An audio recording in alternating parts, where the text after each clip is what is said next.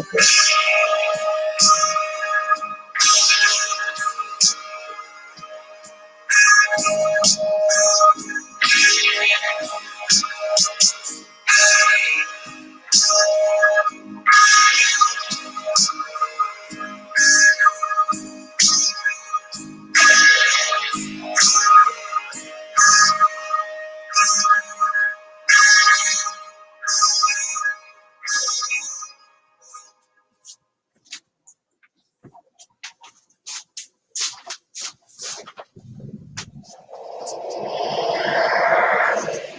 Woo!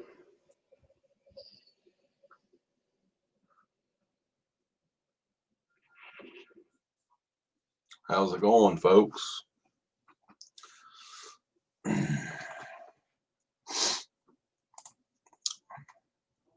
How are you doing, Jared Parker? Not so good, huh? Darn.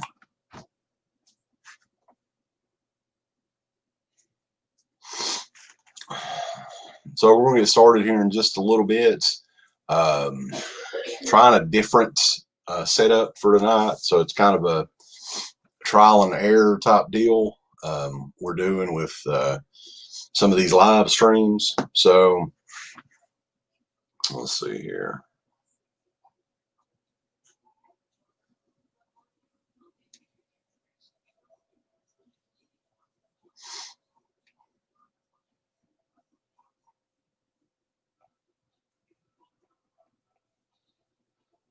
That'll work.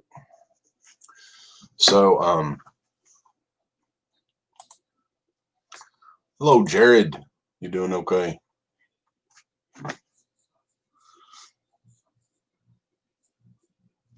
So I went on Garrett to get here. We are going to be talking about a very interesting little movie that kind of a lost film. I mean, we didn't really, Garrett and I have been talking about this movie for a little while, and I finally went back and rewatched it.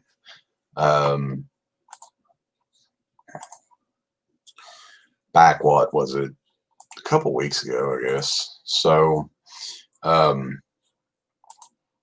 very interesting little movie, and I'm hoping that it's going to get another re-release to DVD and Blu-ray, or maybe even 4K if it's possible.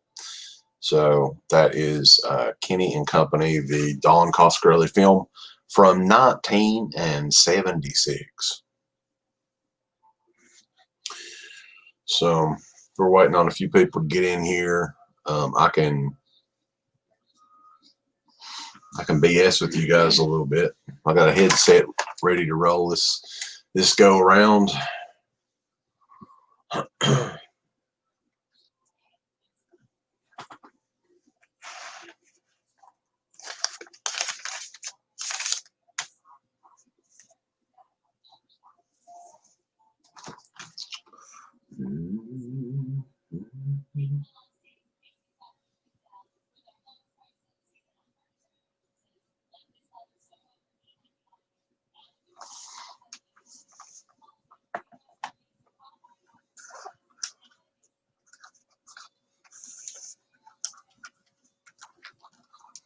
Might as well get used to it. So is everybody doing okay? Can everybody hear me?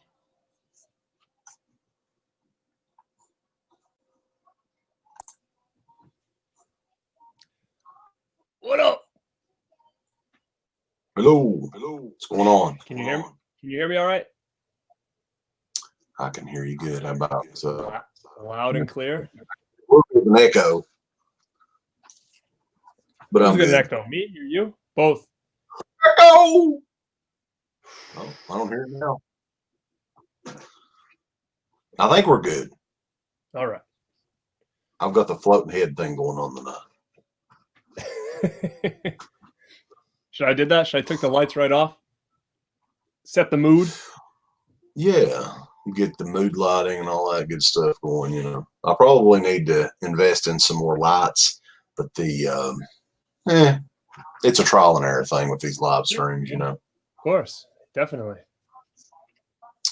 But yeah, I'm back here in the DEADPIT studio tonight, so I've got it hardwired So hopefully I can be doing most of this stuff back here now for the time being, if all goes well, you know. So how have you been doing, buddy? Been keeping busy and Yeah, man, staying doing good. safe? Yeah, keeping busy, just trying to, always have my ducks in a row. So, schedule between work and, doing this kind of stuff and the family and, just trying to make sure I have time for everybody,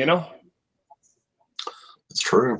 Sometimes it's it's like a game of Tetris, if you will, fitting everything in there, you know. So that's right. But it could be worse, right? So I could have nothing to do. I could be bored. I could, so it's all good, man.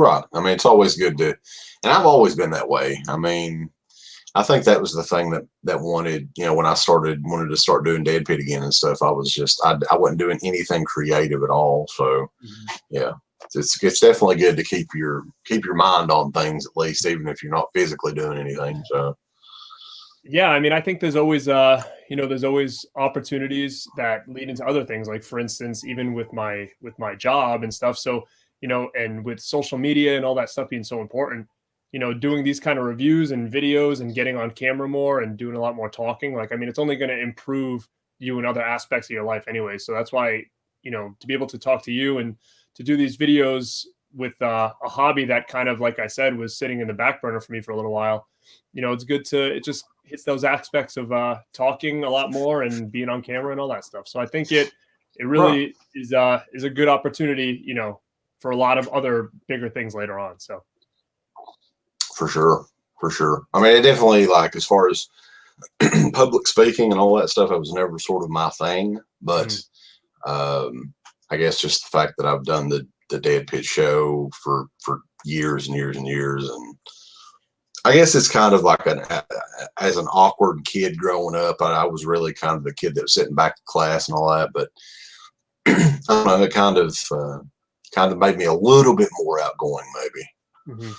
See, that just a little bit. That's the type of video that would be interesting, is talking about childhood, how you were as a kid in comparison to how you are now. I mean, I am a complete 180 is what I was as a kid, pretty much. So it's kind of cool stories, hearing other people's, childhood and growing up and how they were in school and all that stuff and how they are now. So I think, like you said, for you especially, like, you would never know that you weren't good at speaking in front of people or whatever, because you do this stuff so well, I feel. Well, I appreciate that. But yeah, I mean, oddly enough, though, like, as far as hobbies and all that stuff goes, like, it's almost exactly the same stuff. I like the exact same stuff that I liked when I was in high school. So. Oh, I mean, well, when it comes to that stuff, yeah, no, I totally agree. Personality wise, it's exactly the same. Like, it's funny because my best friend from high school, he came by not too long ago, and we don't see each other too often, but we definitely kind of took different career paths and stuff. And what kind of got us back together is him and I both had kids around the exact same time, and we had kids kind of late and compared to most people our age. So it got us to kind of start hanging out again. And that was even one of the reasons I got back into BMXing and stuff and buying BMX bikes, is because that's what we used to do a lot as kids. We also do, we were in trampoline wrestling federations as a kid as well. And it's funny because he'll come to my house and he'll be like, oh my God, like, personality wise and stuff, you're so different on the outside. But he's like, on the inside, when you come here, it's like, you haven't changed at all, since you were a kid, I was like, yeah, man. Yeah, the trampoline wrestling. I did that at a really, really younger age than you did, I guess. But yeah, I was into that stuff too as a kid. So, isn't that so funny? I almost killed my itself. It started as I mean, I think that's definitely a cool story to kind of get into with being wrestling fans and stuff. And I mean, I had a brother that was, he's like 2 years younger than me. So him and I would, it started wrestling in the living room, wrestling in the basement, creating, wrestling federations in our basement with the neighborhood kids. Then, I got into middle school and high school, and it became a trampoline. And then after that, we did backyard. And I mean, there was a whole stepping stone of wrestling from my childhood growing up, which would kind of be cool stories to get into. there's so many different Greg Caldwell in here. This would be a good show too, because we're both into movie posters and all that. 10 favorite horror movie one sheet posters. That would be a tough one. I was gonna say, if you want me to say it on the spot, I might have trouble, but I think that's definitely one. If you give us a week or so to kind of think about it, I'm down for sure, man. Definitely. Yeah, no, I've like that's a thing that's. I mean, I would not say that I'm not into it anymore, but just the fact that like my checklist is pretty much done with the stuff that I wanted to get. So, and I don't want to delve into the UK quad scene and Australian daybill posters and shit like that because that's just too expensive for me. Well, here's an interesting one too. Is I've seen your poster collection. One of my favorite DEADPIT episodes with you and Uncle Bill was the Call the Ute poster. Thing that was huge, and you blow me away when it comes to authentic movie posters and stuff. I have a lot, but not that much. But I did, however, recently in the last couple of years, because my friend Jay dove into a slippery slope with the damn alternative movie poster collecting and all that stuff. And man, that can get crazy where you start joining, custom commissions and all this other stuff. So, that's a whole nother level. But I mean, it's you really get some real cool stuff out of it. Which would be something else we could definitely dive into. It's that whole scene is just crazy with the 24 by 36 art prints. It's nuts.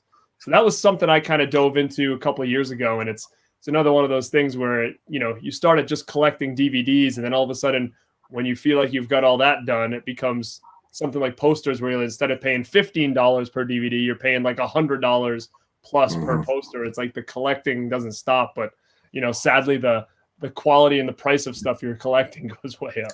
So that's I can tell you, like when me and Uncle Bill were collecting the posters and stuff too, it was almost like it was the thrill of the hunt. Who could find this poster first, right? Because a lot of the stuff that we wanted was and I was a dickhead back in the day too when it comes to Uncle Bill. Like I was mean to him, kinda. It's kind of like the little kid in Kenny and Company, which we'll talk about. Sherman, the young Sherman. But I remember this is the kind of shit I would do for months and months and months. We were looking for the Dead Boyfriend Nile Creeks poster, right? With it's like a Navy poster and it's got the Dead Boyfriend on it. Yep. And all that. So there was one night we would always watch Monday Night Raw. He'd come over, we'd watch it. And then maybe we'd watch a movie or something afterwards or whatever. And it was like, I was like, hey, come in here for a second. Come in here. In my back room, I had that poster already up in a frame yet. And I was like, you notice anything in here? And he was like, you son of a bitch. So we would do stuff like that.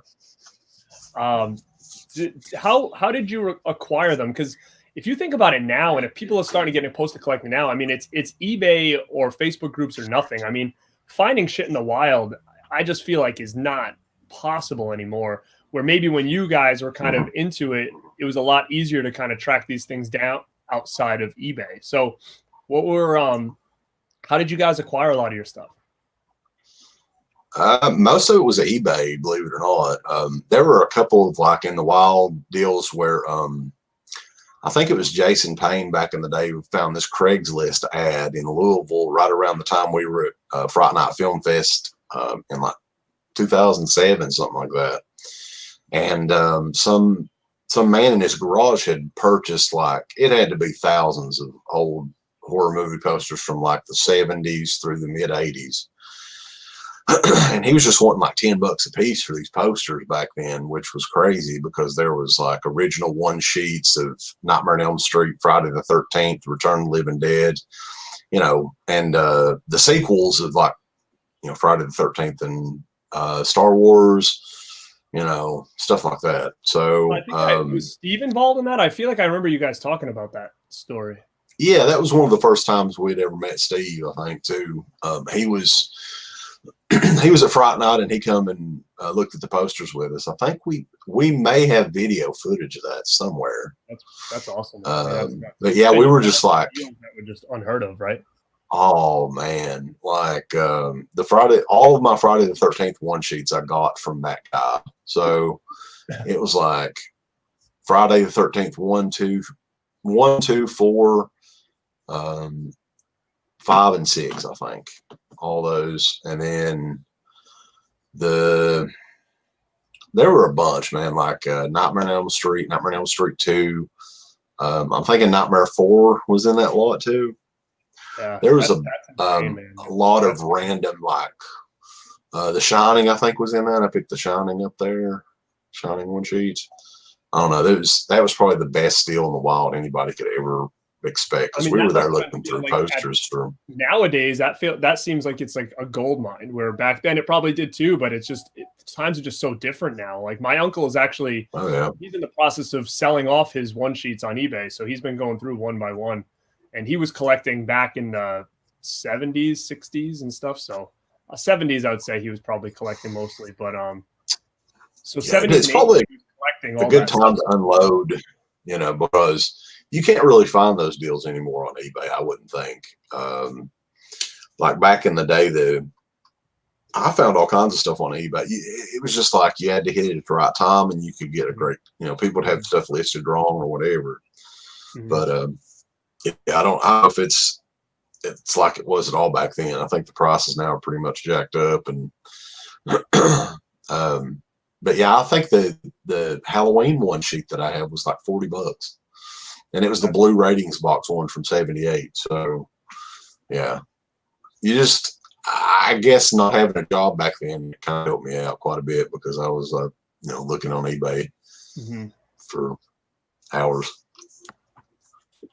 So yeah, anyway, we should definitely do some poster talk. So yeah, I'm always down for that. I mean, as far as the artwork on the posters, yeah, I mean, I would have to think about it for a day or two, but I could definitely come up with top 10, I think. Mm-hmm.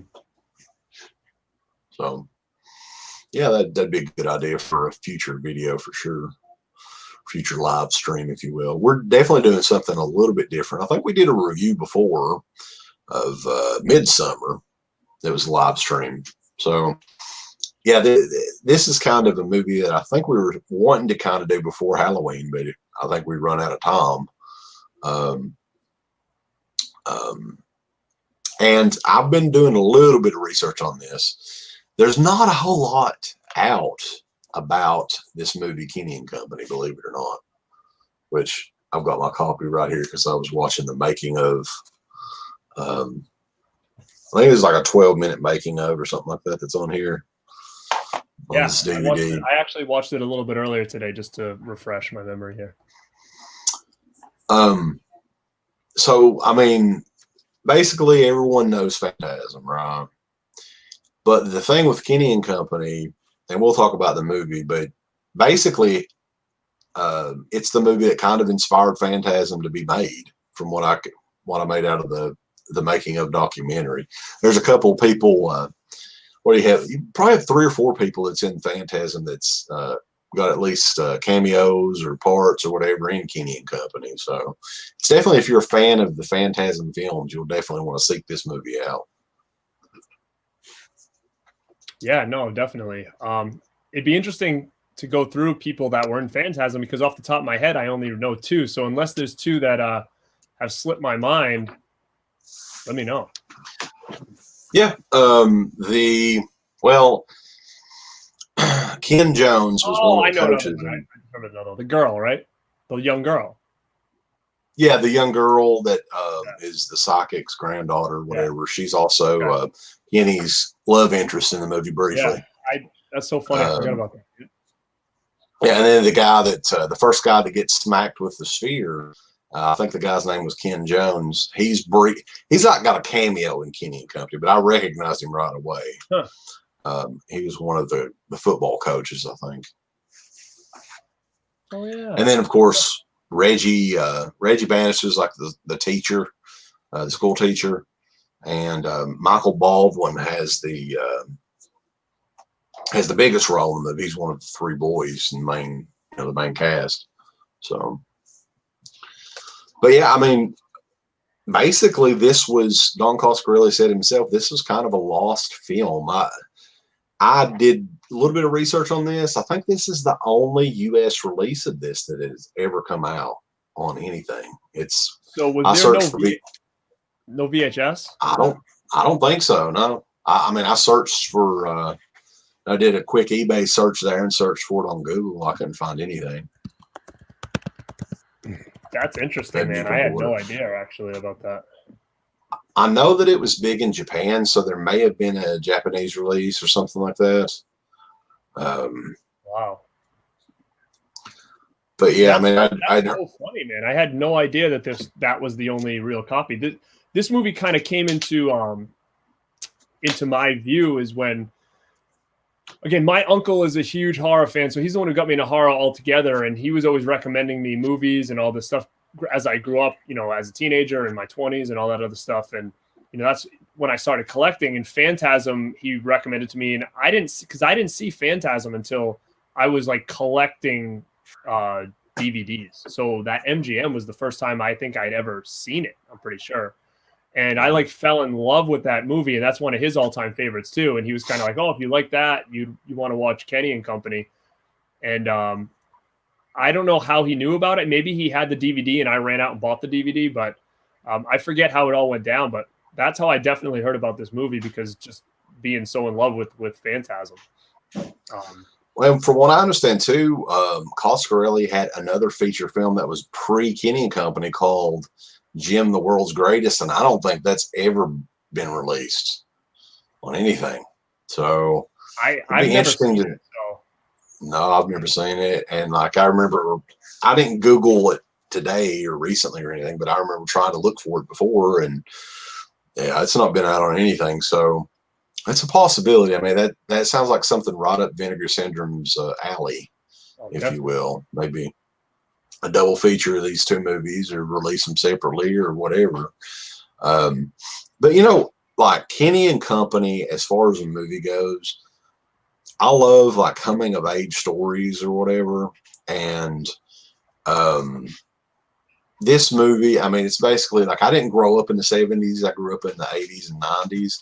But this movie, from what I've been told, captured 70s kids, what they did to a T. So basically, I mean, the whole movie is following around these three boys. What is it? It's the week of Halloween or whatever. Yeah. And yeah, so a lot of just different stuff is put in there. Like, I think Kenny's pet dies, and they go through just different things. Like, there's a Halloween scene in it that a lot of people probably reference the most. I think that was kind of what really encouraged Coscarelli to do a horror movie, which would later become Phantasm.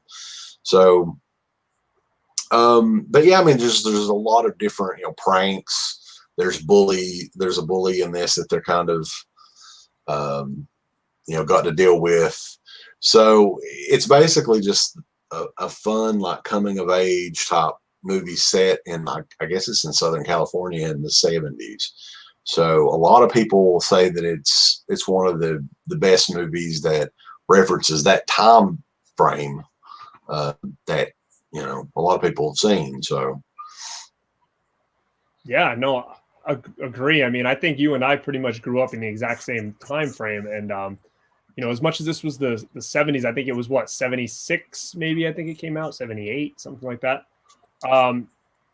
I mean, I find a lot of references through that movie of my childhood, even though it was probably 10 years later that I was experiencing these things when this movie came out. But I mean, just, hanging around with your friends in the neighborhood and, playing football and, playing sports and riding bikes and riding skateboards and doing dumb things. We're like, oh, let's ride down this big hill and see what happens. Like, all that is really relatable, because, that's all the stuff that I feel like I did as a kid living in a neighborhood with kids all around the same age. Then it goes through you being in elementary school and there's a girl you like, and it's one of the first girls you like. You're not sure how to act. Dealing with your first pet dying. Like, I mean, that's a pretty emotional scene. And I mean, it's very relatable to any kid that went through that, like myself. you know, some of the biggest things was just how exciting Halloween was back then for kids, and, you know, making your own costumes and this, that, and this, and, you know, kind of causing trouble and stuff like that with your friends out in the neighborhood like that, regardless of the year. I mean, that's all very similar to what I think we went through as well. And that's why I think this movie does work so well as a coming of age story, because it can relate to, I think, kids pretty much through the 80s as well. You know, obviously not now. Things are just so different. But another big scene that I really enjoyed was the scene where, you know, they went shopping for a birthday party that they were going to with another kid. And I can remember being at toy stores trying to find like that perfect gift for a friend or to a kid's birthday that I was going to. And I can still remember that. I think my mom, I can visually remember one time my mom bringing me to like Ames or whatever the store was, and being like, oh, let's pick out something for so-and-so, and me just looking through the toy aisle trying to find the best thing for them. But I mean, I think it's just got a lot of relatable things for anybody in our age group or even older.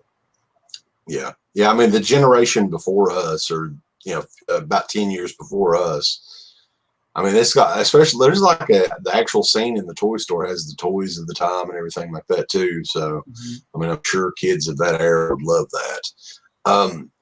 The movie itself too, considering Coscarelli was only what, like 23, 24 years old when he made it. Now, I think he even referenced himself that he thought that this was, you know, that he had the most enjoyment out of making this movie and the experience of any of the movies that he'd ever made, which is kind of interesting because he did go on to make some pretty huge, you know, horror movies, and you know, still makes movies to this day. So it's essentially though, like a lot of the cast in the movie, I think he said the guy that played the bully in the movie was just some guy that looked like a bully that he saw on the street, right? Yeah. And his family is in the movie. His mom and dad are both, you know, so it's definitely like a, you know, almost a no budget. I don't know what the budget was for this, but it sounded like he was just finding people to be in the movie. And as far as like screen, you know, the guild regulations with kids and stuff now, I'm sure they didn't follow any of that shit back in the 70s, even if they even had it, you know, so right. This is kind of interesting. Yeah, no, it definitely is a movie that I think is not underrated, I would say, but I would say it's probably just, you know, not a lot of people have seen it, because like you said, the only way to really acquire it is that Anchor Bay DVD, which is actually very interesting that it got a nice addition for what it was. I mean, Anchor Bay was pumping out some great stuff back then, and it got a real nice addition, you know, awesome. I think the cover art of the DVD is really, really cool. I don't know if that was the original poster, but I know inside it has like I don't know if yours does, but mine has a little movie poster thing inside, which I don't know if that's the original poster or whatever, but yeah, I think that was the original poster. Right. I did do some research on this too, because I'm kind of weird. Yeah. This is from the soundtrack. There's a vinyl soundtrack that came out in Japan. So this is old, but I mean, it's cool. It definitely looks retro, and I think Anchor Bay may have designed the actual logo for Kenny and Company, but you can look online. You can find the vinyl for this online. It's pretty easy to find. So, but yeah, this edition right here came out in like 2004. So it's 16 years old, and I think the DVD's it's not too bad. It's like 30 or 40 bucks if you want to check it out. It is on YouTube. If anybody wants to check it out, the entire movie is posted. You can just search for it and watch it that way as well. It might be the cheapest way for you to check it out. Yeah, I would definitely recommend it, gang. If you guys if you guys can go on YouTube and watch it, I mean, I definitely recommend it. I watched it again. I kind of had it on in the background today when I was doing some work just to kind of refresh. And it's one of those movies I feel like I can honestly put on whenever and be fine with it. And yeah, it's like he said, it's the bully that they found was just some kid that was walking down the street while they were setting up set. And they basically were like, oh, do you want to be in a movie? And that's another thing too, is, you know, that time, not that I was bullied much as a kid, but there was always those kids that you knew were bullies. And every time you saw them, you kind of tried to stare away from them, I guess, you know, so you you wouldn't be the next victim. So, you know, it kind of has that same feeling where you're walking down the street, you see him from a distance, you're like, oh, I better go this way so he doesn't see me. And you know, it's got a lot of that in there too, which I think is really cool. Yeah, I mean, I don't even know if bullies are even a thing anymore. Maybe they are. I don't. You don't really hear cyber bullies, I guess, but I don't know. Yeah, well, I mean, as far as physical, you know, school bullies back in the day, I don't think they exist anymore. But yeah, I mean, that aspect of it too, I always enjoyed that. It reminds me of like, you remember the '70s after school specials that they used to show replays of all the time on like Nickelodeon and stuff like that. It reminds me of that as well. The music in this movie is really good too. It's the same guy, Fred Myro, I think, that did he helped with the Phantasm soundtrack. So I like the music in this one as well too. I may actually seek out the vinyl of it if I can get a good deal on it. Were you a bully, Wes? You were a bully, weren't you? You kind of like that kid. I could have been. I mean, I looked like a bully, I guess, but that was if he would have seen me at that age. To be a bully, you just weren't. Right. I mean, I was like, by the time I was in 8th grade, I was at least 6 foot tall and 300 pounds. So, yeah, I could have definitely been a bully for sure. You know, what's so funny is going back to our childhood. When I was in 9th grade, I was 85 pounds, 5 feet tall. So you're probably one of the kids I would try to stay away from. Yeah. No. But no, I mean, I just looked like the bully. I wasn't the bully. So I just kind of stuck to myself. But yeah, I mean, it's interesting. Like, I know that you said that Pizzel's got Don Coscarelli coming up. What is it, this Friday?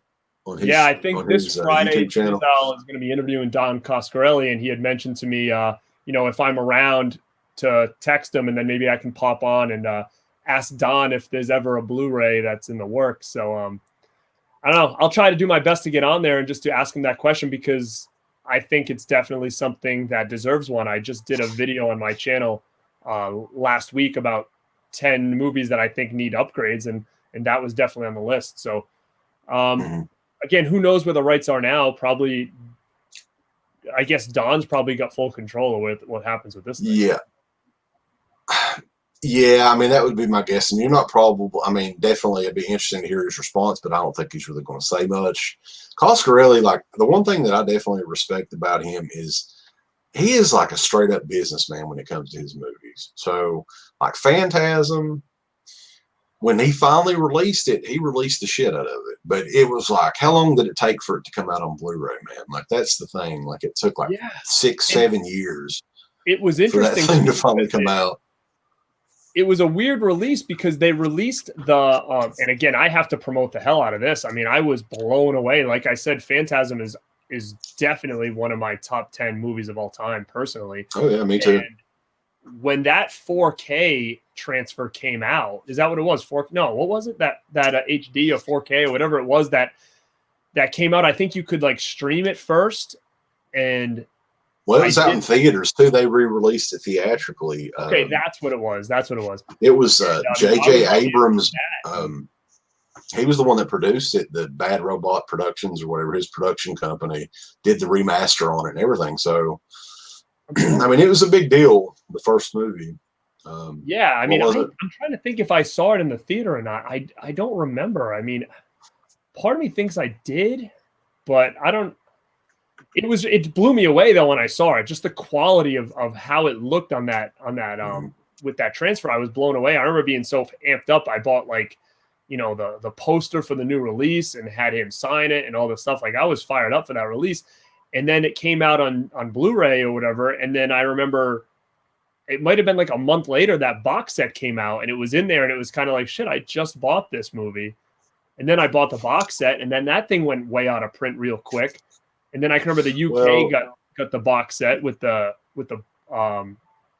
sphere. Yeah. And I didn't want to get it because I had just bought the US one, and then the US one everybody wanted, and then they re-released a new version recently. Like you said, like, it almost feels like he knows what he's doing, because it's like he released the box, that went out of print, everybody wanted it, then released it again for the people that didn't get it. And is it out of print already? All editions of that? I'm not sure. I didn't buy the new edition.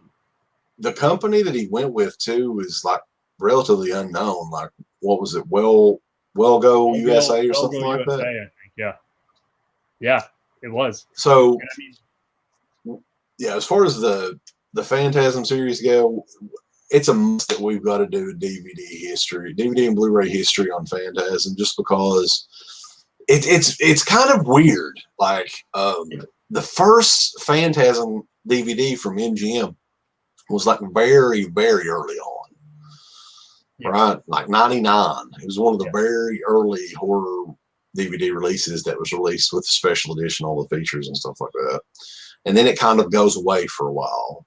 And I think Greg mentioned on here that the Anchor Bay edition didn't even come out until about 10 years later. The Blu-ray didn't come out until when did the Blu-ray come out? Like 2017, maybe? Yeah, it had to have been. I mean, I was living in this house. I've been in this house probably maybe it was just 6 years or 5 years. And I was here when it came out because I can remember watching it on streaming. So yeah, I mean, it wasn't that long ago at all, considering, you know, when Blu-ray has been out, how long it's been out. Okay, so this kind of makes sense if this is the case. Is Wellgo USA's is that J.J. Abrams company is what he's saying on here. So yeah, he owns J.J. Abrams owns that Bad Robot. Yeah. Well, I know he owns that, but like the company that put the Blu-rays out was Wellgo USA.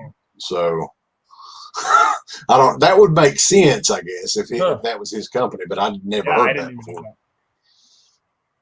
But anyway, I mean, Kenny and Company for sure.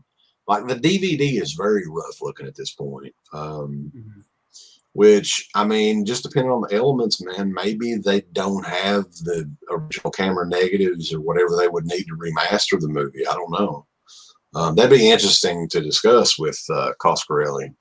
But like, there's so much interesting shit to talk about with Coscarelli that's one guy that we never did get to do the show because he was always, not that he would not respond or anything, he always wanted to promote something. So during the entire run of our show, there was really nothing that he, you know, knew that he had to promote through that time, really. I mean, he had Bubba Hotep right before the show started.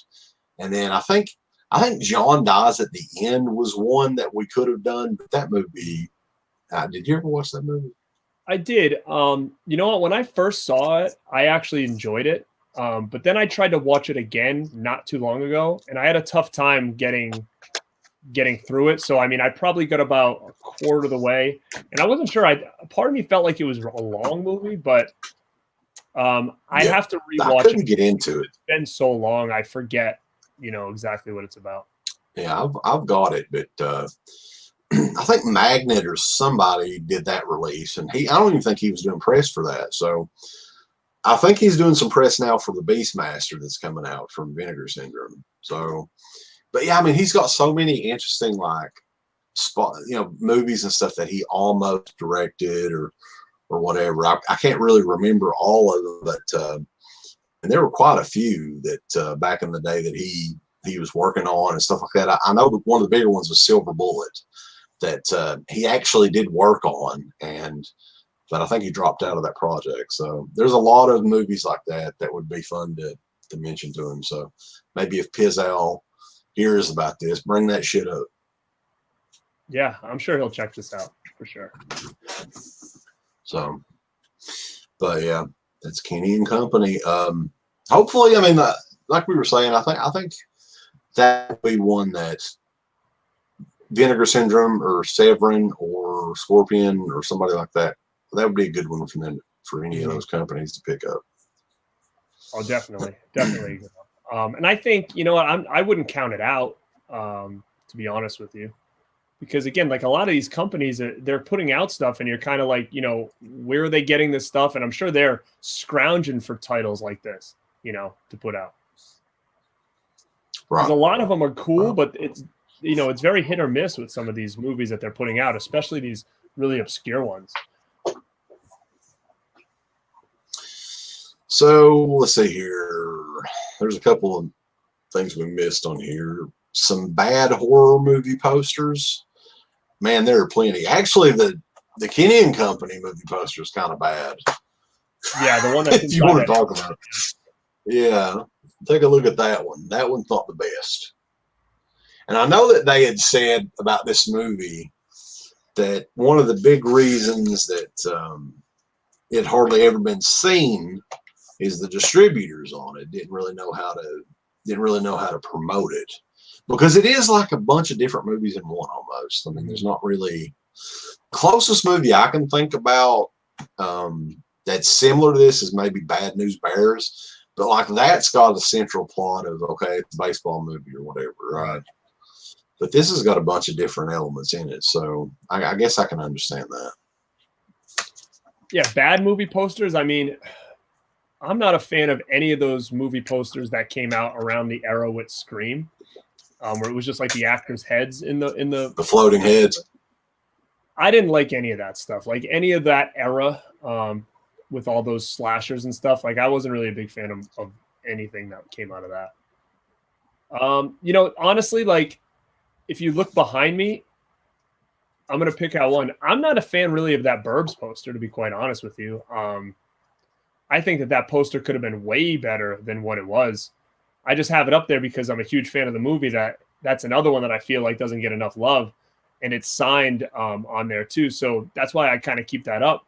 But as far as the poster itself, I don't care for it too much. Personally. Friday the 13th Part 5 is one that the theatrical poster. Actually, there's a few of those Friday the 13th posters that are not the best, but of all those, that's the worst one, I think. I mean, it's just text is all it is. What's some more? I mean, there's plenty of like you said, the floating head ones, Urban Legend. I Know What You Did Last Summer. I couldn't imagine somebody just wanting to put that up thinking, oh, look, that's cool, you know. I wasn't really a big fan of the Halloween 6 poster. I mean, if it's unless I'm only thinking of the one that was on the DVD and stuff like that. If that's the poster itself, I wasn't a huge fan of that one. Are you talking about the blue Mars with the okay? Yeah.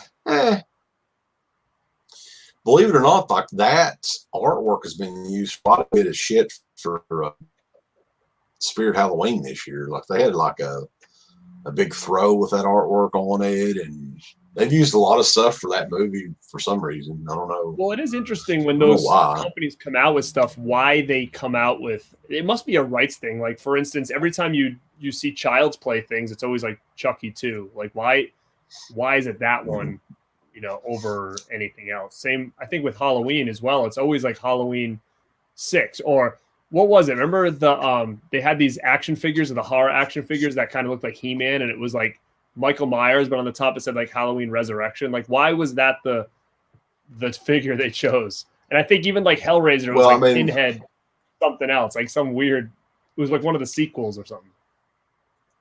I think like there's different studios that owns, so maybe like they got the deal with Dimension Films or whatever for that figure. Dimension Films owns Resurrection, and I think they still own H2O, if I'm not mistaken. Like Dimensions, I think is still part of like, I don't know, it's confusing, but I'm guessing that would be the reason.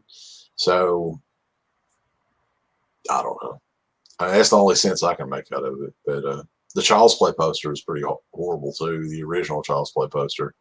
You remember that? It's got like the building. It's got like it's got a building on it, and it's got like a picture of I think Chucky's eyes on it or something. Yeah, and then like the girl was if like I'm not falling mistaken. or whatever. Yeah, that one's not very good. Really, to be honest with you, the Shining one sheet's not the best either. It's just a yellow. It's kind of ugly poster. Yeah. But there's quite a few, even classic movies that have shitty posters. Yeah, it's another one I think I'd have to dig deep and think about, because I'm looking around the room right now and seeing if I had any that I didn't really like. But most posters that I don't like, I don't own. So that's the same way with me. I mean, there's classic movies with really, really bad posters too. So I know I'm trying to think on my head here. You know what actually, in my opinion, I always wanted to have a better poster was Near Dark. I feel like I was never really a fan of that poster. And I think the one I'm thinking of was there was a couple. There was the one with where he was burnt on it, and then there was another one where they were just kind of standing there, all the yeah, it was like a black and white photo, yeah, just the group standing. Because I love that movie, and I always remember trying to find a poster to put up, and there was like a UK poster or something that was sweet from maybe not, maybe it was like German or something, but it was badass. But I could never find it. But yeah, that movie I never really liked the posters that were out for it. I don't think it did it any favors, to be honest. Right. Yeah, I mean, there's just so many. It's kind of like it's kind of hard to think on the spot for something like that. But yeah, I mean, I'm sure I could come up with a list. Well, here's another one. Like, as epic as it is, I actually kind of don't care for the original Karate Kid movie poster. I think it's classic, it's epic, but just having him and Miyagi's face kind of on, I don't know, like to me, I'm a little bit more simpler. I think that if it was just him on the log doing the crane kick in the shadow and not having his face and Marita's face on the side, probably would have been better. But that's just me. It was the 80s though. They did all that kind of thing in the 80s for some reason. I don't know why, but Near Dark. Yeah, I was going to mention that. There is a Blu-ray of Near Dark out. Yeah, and it's got the Twilight looking cover or whatever. It's probably long out of print now, I think. Okay, yeah, I forgot about that.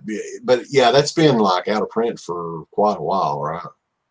And so that's if I'm not mistaken. Go ahead. Go ahead. Oh, I heard rumblings recently that somebody was going to re-release it soon. I don't know who or what, but I mean that definitely deserves another edition because they had that sweet Anchor Bay edition, and I don't think a lot of that stuff. Some of it was, but I don't think all of it was carried over to the Blu-ray. No, I think if I'm not mistaken, that Blu-ray was like from Lionsgate, and it was Bones, wasn't it? There was like really nothing on it. Maybe a commentary or something like that. I forget. There might have been a couple features, but I don't think it was anything crazy. I do own it. You want me to go grab it and see? You can go right ahead.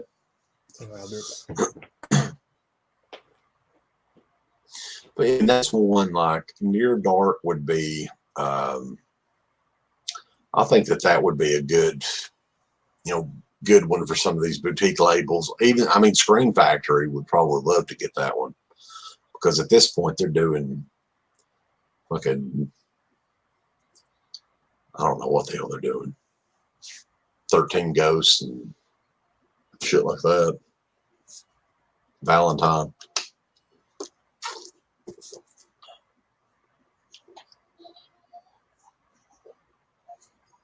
Greg Caldwell says it's on the Criterion channel to stream. Maybe I don't know if it's a Criterion level movie. I don't know if I'd go that far. Maybe it is. That'd be interesting. We will see.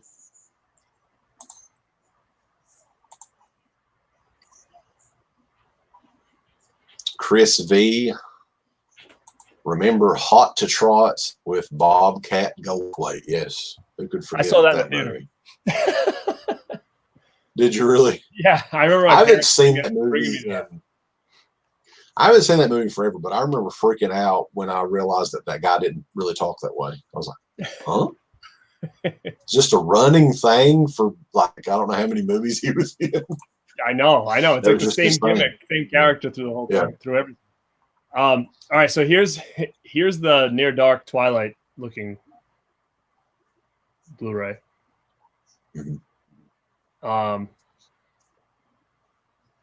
It's got a documentary called Living in Darkness. It's got some deleted scenes, trailers, and that's it. I have this one here too, which is that cool Anchor Bay one that it comes out and all that stuff. This is a cool one. But this has that Living in Darkness documentary on it as well. Deleted scenes. Honestly, it might have all the same stuff. I think it does. For some reason, I was thinking there was a commentary on that. Maybe not. Let me see. Audio commentary with director Catherine Bigelow. Yep, that's on here. That's on both of them too.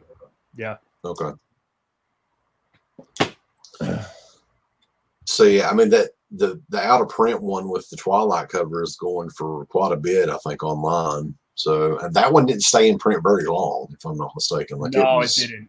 It didn't. Yeah. But as soon as I hear rumblings of a better edition come out, I'm almost positive I heard something, but this thing's going on eBay ASAP.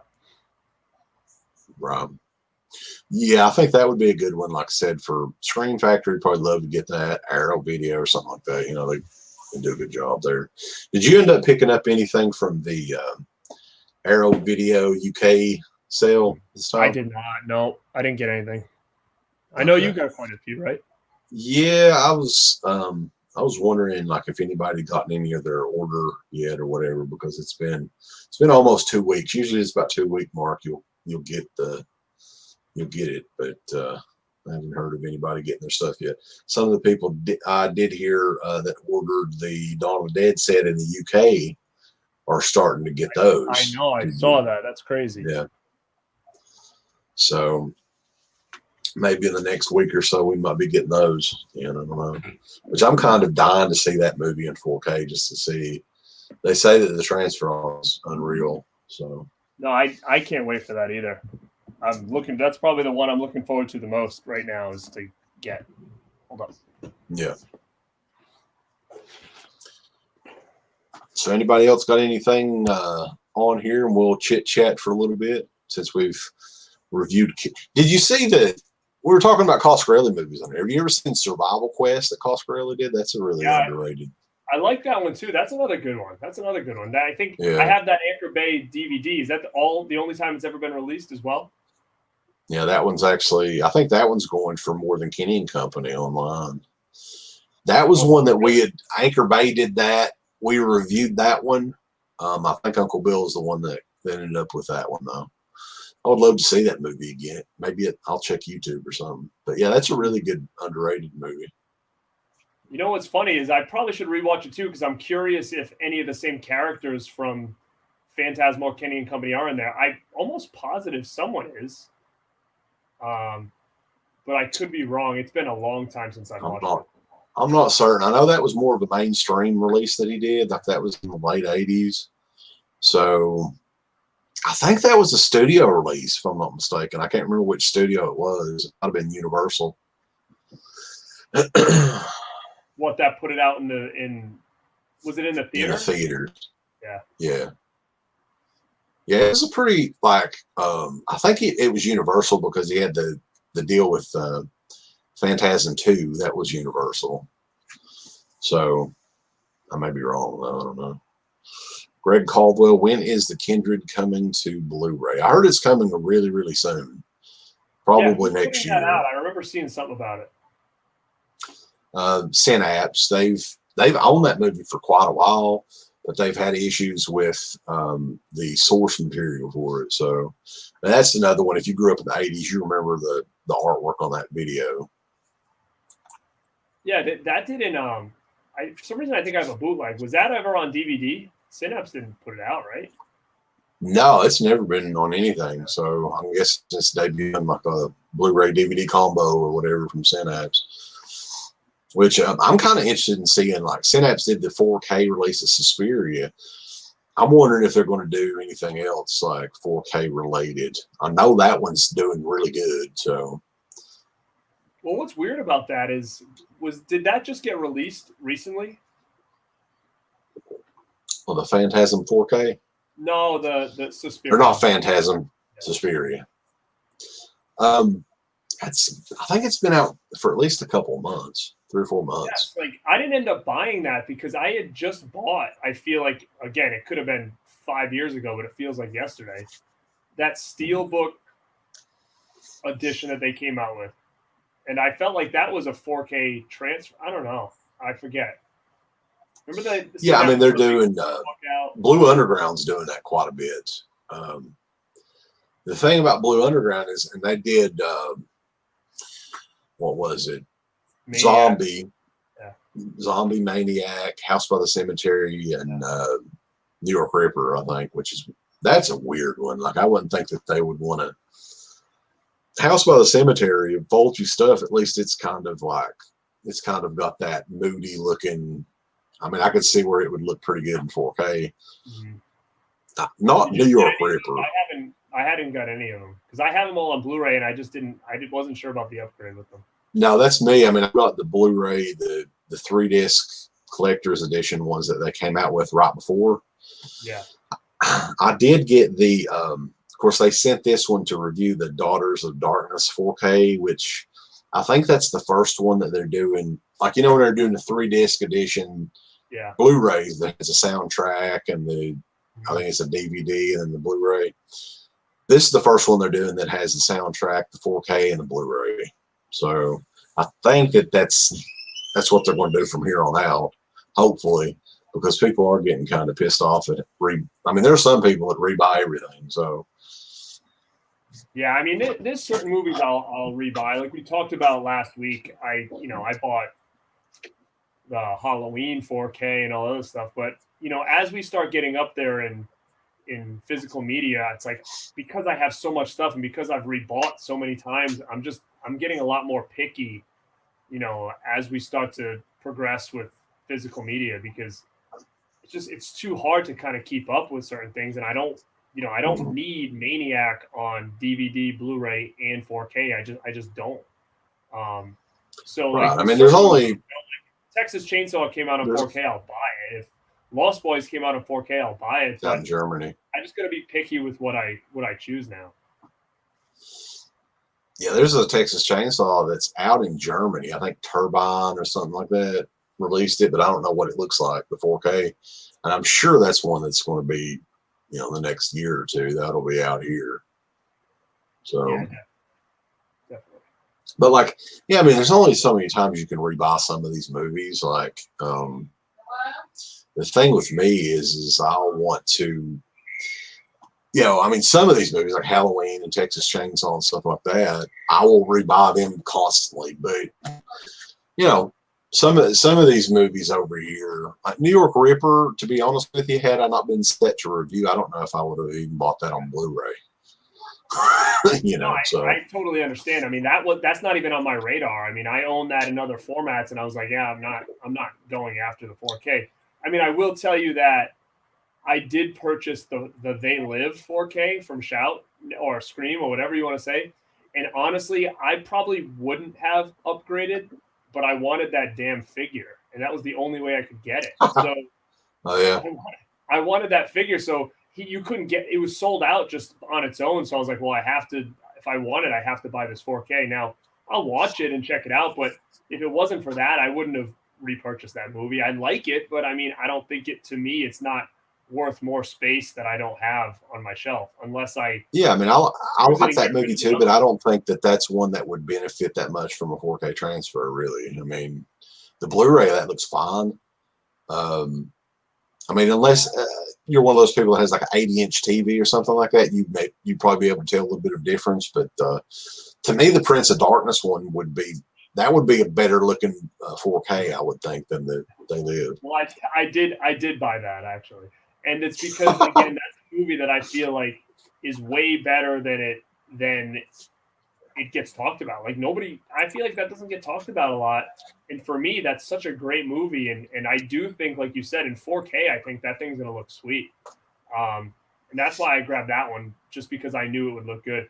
I mean, as weird as this is, I know it's got positive and negative people that like it, is The Fog. Now, I would probably buy that in 4K personally, because there's something about that movie that the atmosphere, something like that, and like The Howling, I feel like the atmosphere of those movies, I think it must be just being outside and all that stuff, has always been super cool to me. So seeing that in an upgraded format, like 4K, would probably, be something I would dive into, just because I love the tone and the setting of those movies. But I would think that's another one that's probably up from Scream Factory shortly. I think they still own the rights to that one. Yeah. So, but yeah, I'm kind of surprised.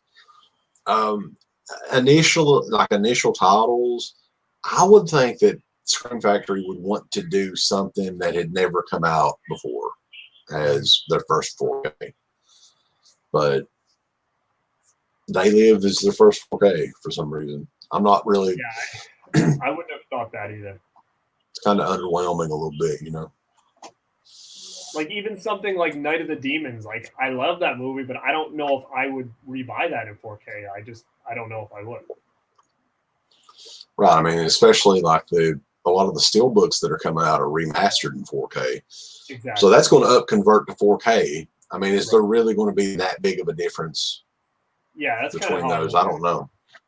Yeah, it's definitely a slippery slope again because to restart collections and stuff like that. And I love my DVD collection, like having all those Anchor Bays and all that stuff lined up, and I still have those displayed on shelves, and I have no.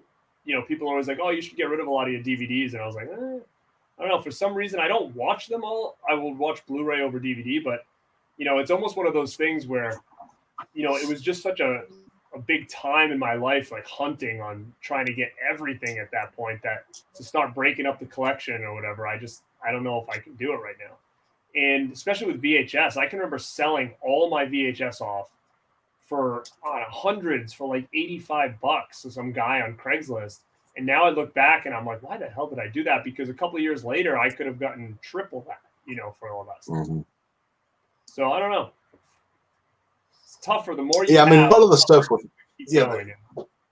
The Anchor Bay stuff, I kind of hold on to as well. But some of these titles, like we got sent so much shit to review back in the day.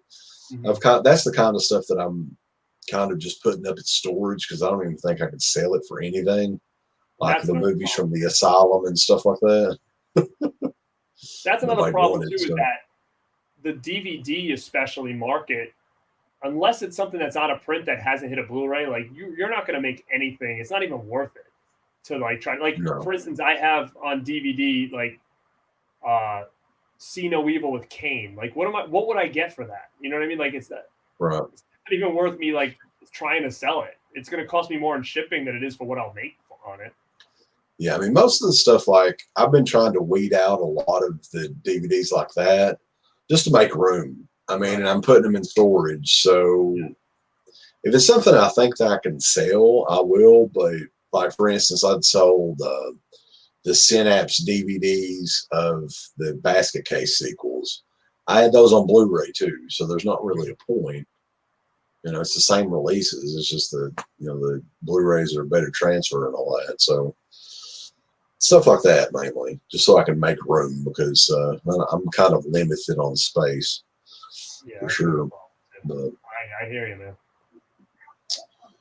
Trick or Treat in 4K.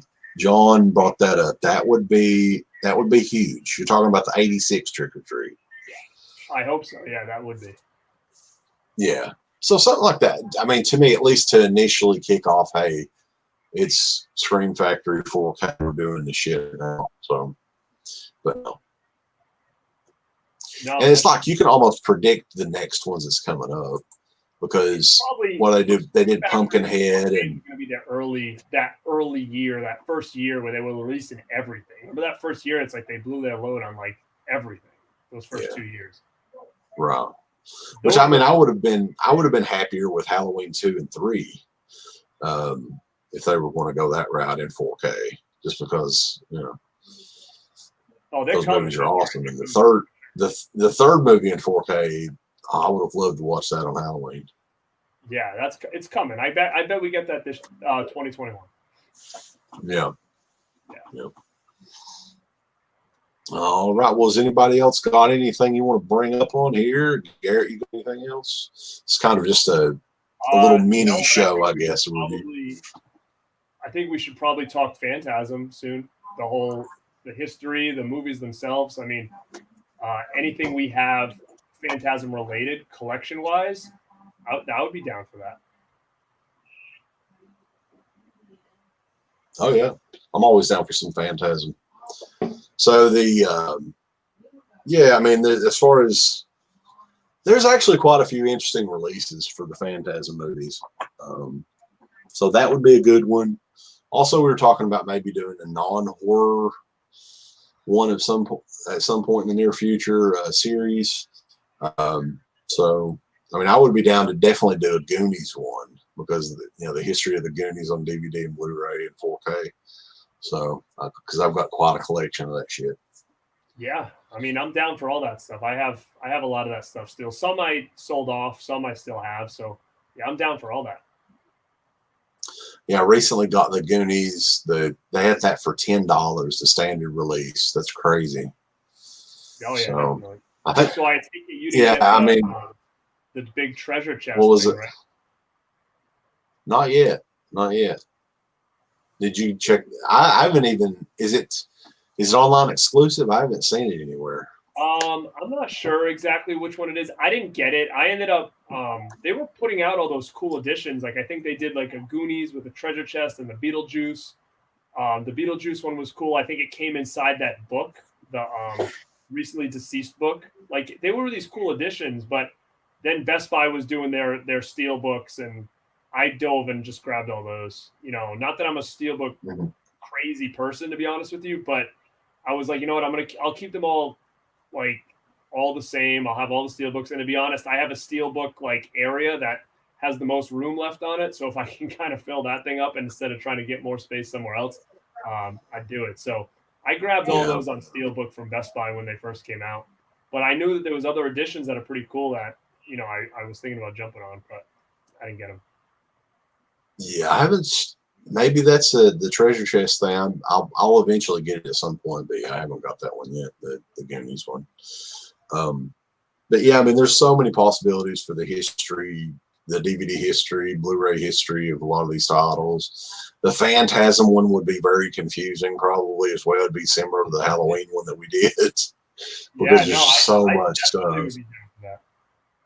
Oh yeah, that'd be a good one for sure. Right now, because I'm trying to think of the first time I had the Phantasm DVDs like all lined up together, where I was like, all right, I have 1, 2, 3, and 4, and it was a very wacky looking 4 movies because you had the first and the fourth that kind of looked like they went together because they were MGM. They had similar covers, and then part 3 was out on Anchor Bay first, and then part 2 was out like on a different company, I think, too. Yeah, part 2 is like a budget release. If I'm not, I think it may have been Universal that did like just the generic release of it. And then Anchor Bay did like the rest of the series, and then you could have them all kind of looking pretty flush together. But I think Phantasm 2 never was on Anchor Bay, right? It was always that weird release, correct? Yeah, as far as like special edition goes or anything like that, the Screen Factory one was the first time that part 2 had ever really had any sort of treatment. If I'm not mistaken, it was like a budget release, the second one. I don't even know if it was in widescreen. I'll have to go back and look. But I probably still have the DVD somewhere, for sure. Yeah, I've got that one somewhere. Time for that movie. Yeah, I've definitely got that one still, and I've got I've got almost everything. I think the only one that I don't have is the Anchor Bay Part 3. I don't have that one. Yeah, if you can, I don't know if you do, but if you have them, but I could be wrong. For some reason, I think those Anchor Bays all came with like slip covers, like at the first run, and then they were gone. So to find them, I think with slips is very, very hard. I don't know. I can't be 100% if it was all of them. I definitely know the first one had a slip at some point at the beginning of its run. Right. Yeah, I have that. You have that one. And there was also a rumor that Phantasm, the Anchor Bay one, there was some editions that came with a signed poster inside. And I think it was like a Circuit City exclusive, I think. And I remember going there trying to find it, and it maybe had like a sticker on it that said like, autographed edition or something. And I know I never could find it for the life of me. But if you have any more info about that, or I'm just totally making things up, look into it if you don't remember that story. I don't really remember that. I mean, that's not to say it didn't go down. I mean, if they did like a really limited run at a Circuit City or something like that, then yeah, I mean, I believe that because I wouldn't I don't have a Circuit. I didn't have a Circuit City anywhere within like 100 miles of me, so I wouldn't have known about that. Yeah, pretty positive that was a thing because I can remember on the hunt for it and not having luck. And the same thing with they did that with Halloween. Rob Zombie. Remember, Hot Topic had like a couple limited editions that were signed by Rob Zombie, and I remember hunting for those things and not being able to find those either back in the day. Yeah, I think the covers of those were signed though, so it's a little bit easier to put that. I guess you can signatures on there. Because what was happening, I remember, is as soon as they came in, the employees were just taking all the signed ones and just putting them on eBay. Yeah, that'd probably be what I would do. But it's always cool because I actually recently looked that up, and I think you can get those pretty cheap now. And I was almost considering getting it just because it was such a limited, different thing at the time. I think you can get it for like $20 now. Yeah, that's not bad. Yeah. I mean, just for his signature alone, if you're a big fan, it'd be worth that. So, but yeah, I mean, the history of Phantasm on DVD and Blu-ray would be a cool one to do. That almost sounds like something that should be done around like, closer to Thanksgiving or something like that, like a holiday special maybe or something. Maybe we can do that. Let's prep it, man. And in the process, we can talk about, because I have some Phantasm, some cool collectibles. You hooked me up with that poster, remember, man? I sent it to you and you got signed. I have that. I have a bunch of movie posters. I've got some cool sphere display. I've got the car. I've got some good stuff over there. Yeah, I've got some pretty cool posters as well. Some Mondo. I got a Phantasm Mondo poster. I've got that screen print poster that's got our names in the background of it. Dude, I think it was Danny. Was it Adam Smasher or Danny Miller? I can't remember. Who did that? Was that like Cinema Overdrive or something? Yeah, that was a Cinema Overdrive poster. That's a really cool poster too. I mean, anyway, but yeah, Phantasm's definitely probably one of my top 5 series of all time. I guess I'll finally talk about Ravager too. We'll have to, but Oblivion should have been the end of that whole series. That's all I'll say. People bitch about that movie or whatever, but to me, that was a perfect ending to that series, and that should have been it. But we'll talk about that, I guess. So yeah, like that would be another good one to talk about because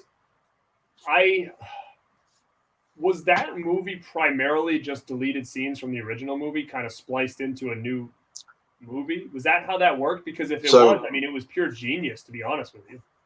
Yeah, well, here's another interesting thing, too, that never did come out. There's a director's cut of the original movie that was like 3 hours long or something like that. So those scenes came from that director's cut of the original movie. For a huge addition where those scenes were snuck back into where they were supposed to go in the film. I think that, and make like this super long version. I mean, the complete story or something. I think that would be sick. That'd be great. I'd love to see that, but I mean, that's the story of he had all that footage and worked it into, and I just think the ending of Oblivion, that should, I mean, I don't understand why you would go back after that. It's perfect ending. Probably a cash grab and probably missed the characters and probably wanted. But I don't even know if Oblivion did that well. I don't think it did very well at all, to be honest with you. It didn't.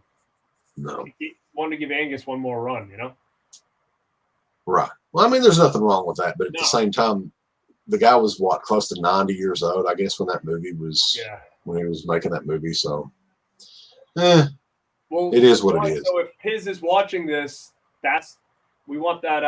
Ask him about that complete, if that's ever a possibility. Sneak all those scenes back in there and have a huge director's cut, long 3-hour version. Yeah.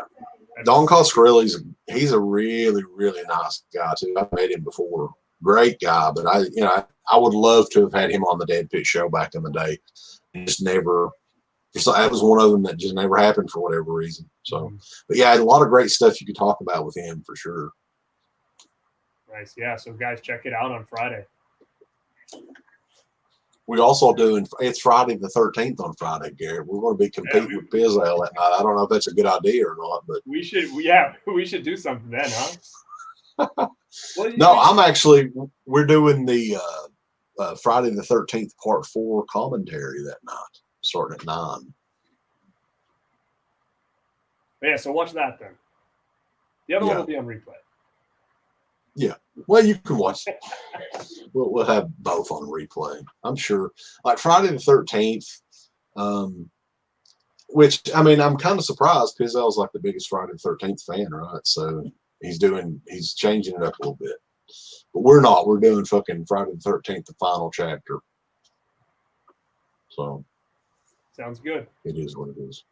All right. But I guess that is it. We appreciate everybody joining us tonight. A little bit different of a video. I don't think too many people still knows what this movie is, but you guys should definitely check it out. Kenny and Company. It is on YouTube right now. It's very, very fun, interesting. You know, it's just my sort of movie. I enjoyed it. Yeah. So, no, I agree. It's right up my alley as well. And I've made like 5 videos since I started my channel, and 2 of them have to do plus this one. I mentioned that movie, so yeah, it's definitely up my alley as well. Definitely check out definitely Born the number 2 BE Rad. Yeah, thanks, brother. No problem. Also, real quick, we didn't mention this. I would love to know what it is, because this movie was huge in Japan. There is a Japanese Blu-ray of this. It's on eBay. So I don't know if it's legit. Yeah. So we'll have to look into that as well. I don't know. I don't know how legit it is, because I saw the one of Martin online as well, and that was a bootleg. So this one could be a bootleg as well. So I'll have to do some more research on that, but it is on eBay right now. Let's check it out. All right. See you guys. Thank you all for joining us, and we will be back. We'll do the history of Phantasm on DVD, Blu-ray, and hopefully someday it'll be in 4K, but it might be a while on Coscarelli. So I love it. Let's do it. All right. See you guys later. Thank you all. Hey, thanks, man. No problem. See you.